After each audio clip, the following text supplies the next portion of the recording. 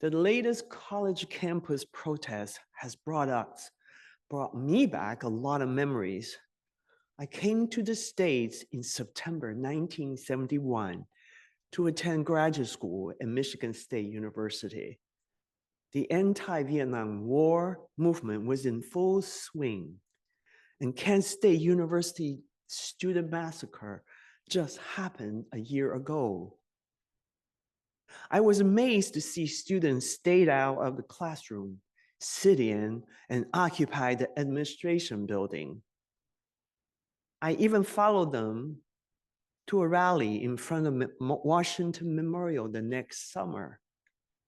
Coming from Taiwan, where public protest was not allowed, I didn't understand the meaning of the First Amendment rights.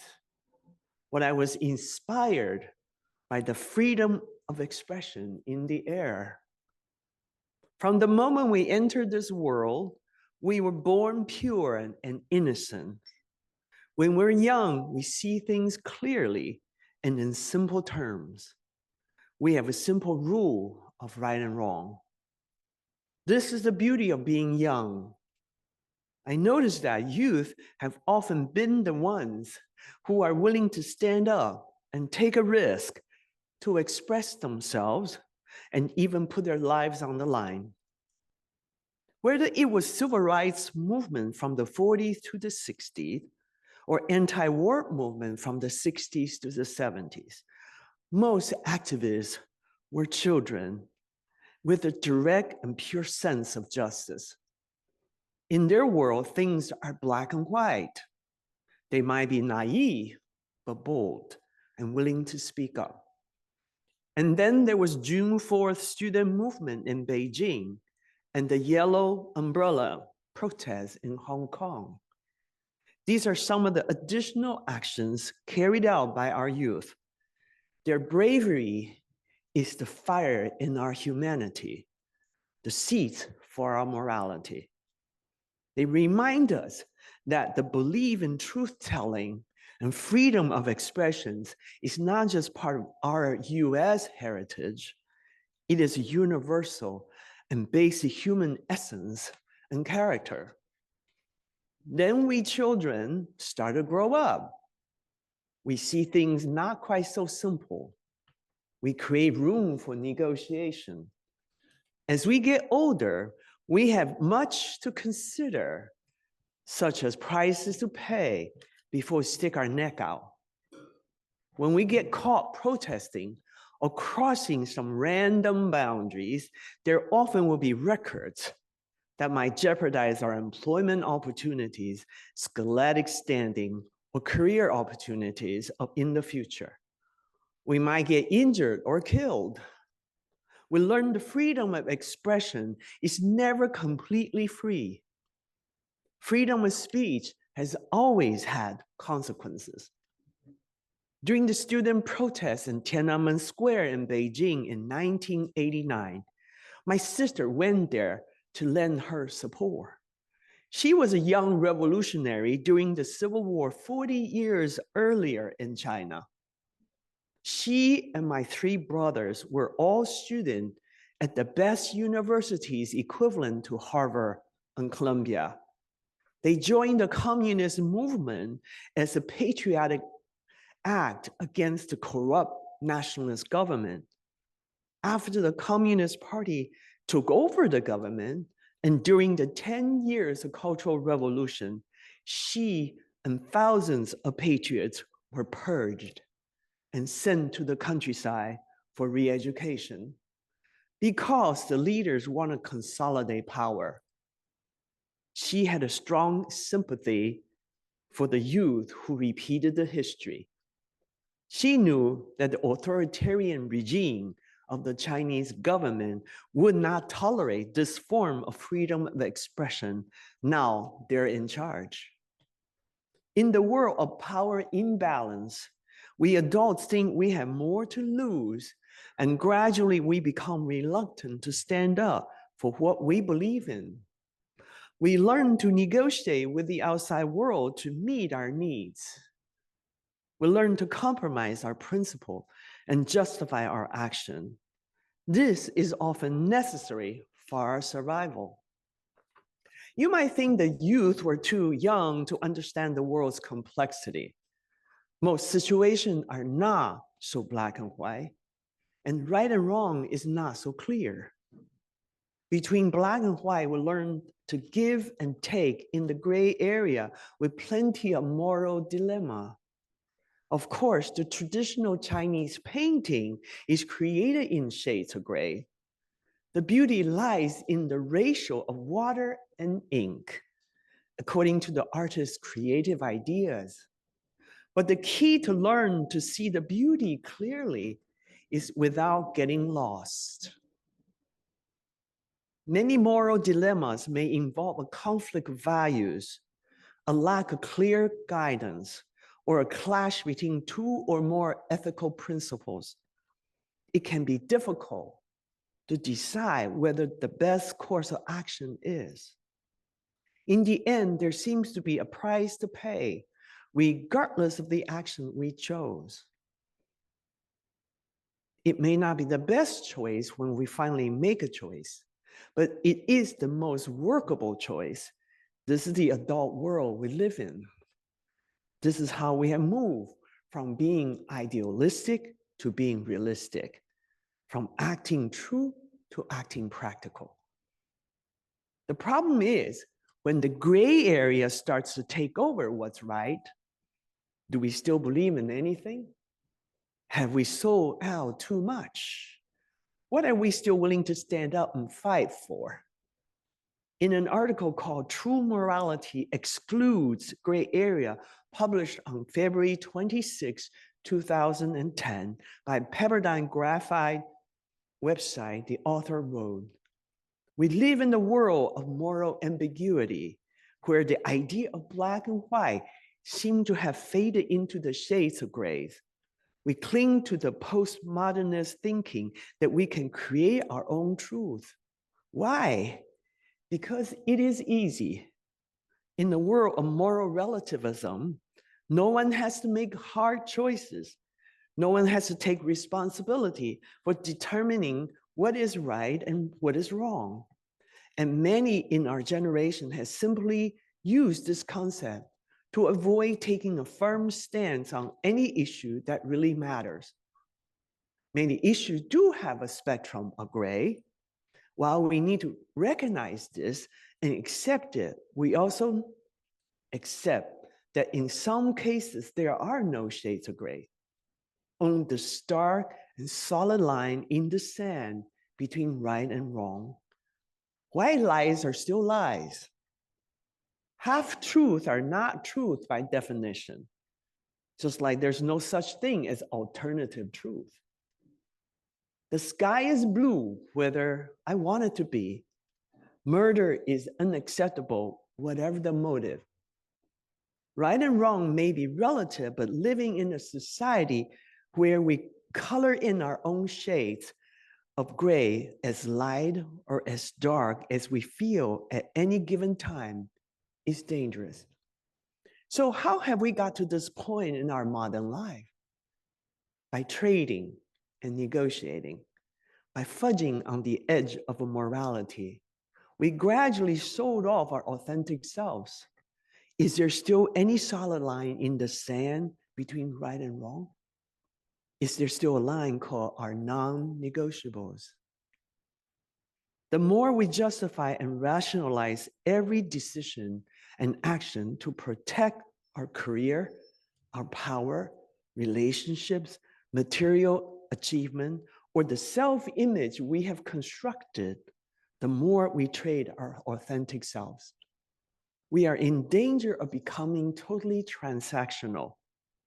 At some point in our lives, we have drifted so far from who we truly are, we are lost, and our spirit suffers. The term moral injury was originally used to describe the experience of military personnel who struggle to reconcile their killing of innocent civilians and destruction of life during the war with their sense of who they really were and their morality.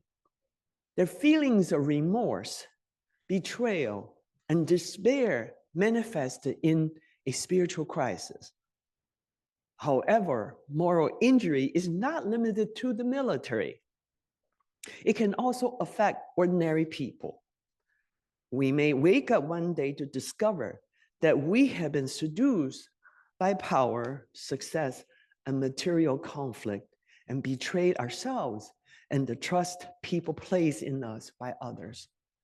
In the process, we have compromised part of our true self for the success we believe we wanted.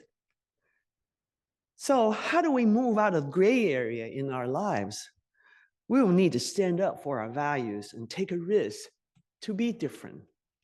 The quote, "The only thing necessary for triumph of evil is for good men to do nothing," was routinely attributed to Edmund Burke.